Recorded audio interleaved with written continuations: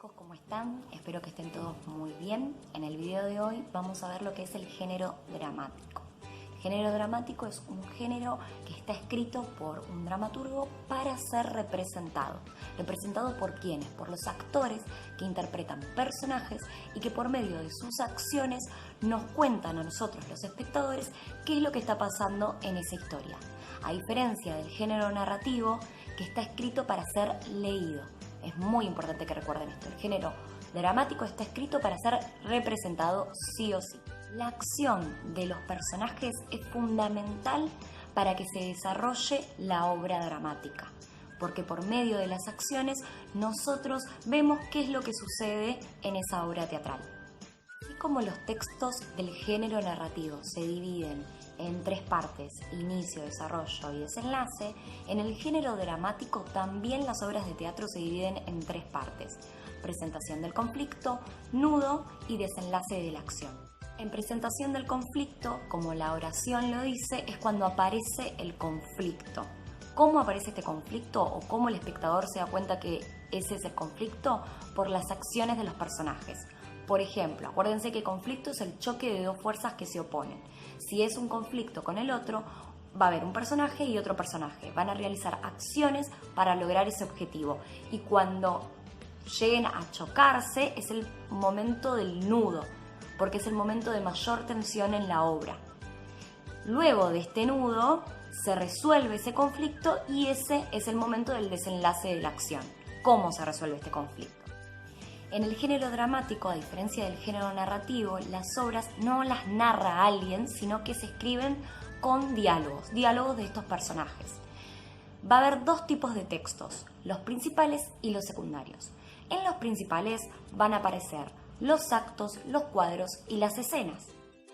Las escenas se marcan cuando salen y entran los personajes, o sea, cambia la escena cuando sale o entra un personaje. Los cuadros es cuando se cambia la escenografía, que ahora más adelante vamos a profundizar en qué es la escenografía. Y los actos se dividen cuando se baja y se sube el telón.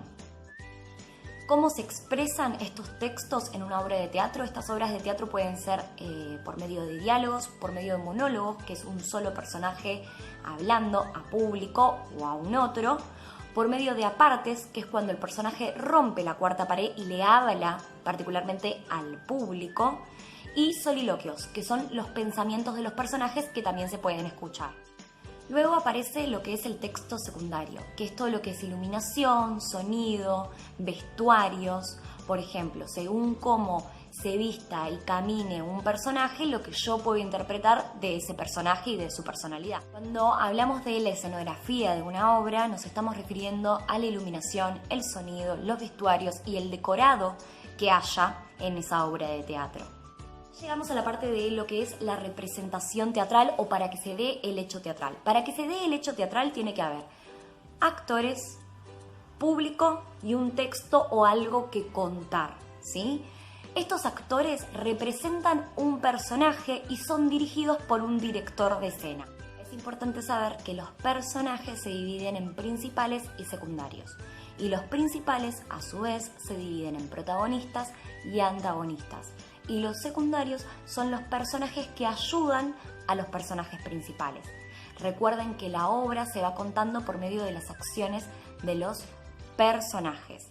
Y los principales y los antagonistas seguramente van a ser los que muevan la acción y los que presenten el conflicto. Ahora, con toda esta información, ustedes van a tener que realizar un cuadro comparativo, comparando el género narrativo, que es el que ustedes más conocen, de los cuentos, de las novelas, y el género dramático, que es de las obras de teatro. Cualquier duda que tengan, no duden en escribirnos o mandarnos un mail o escribirnos al Claro.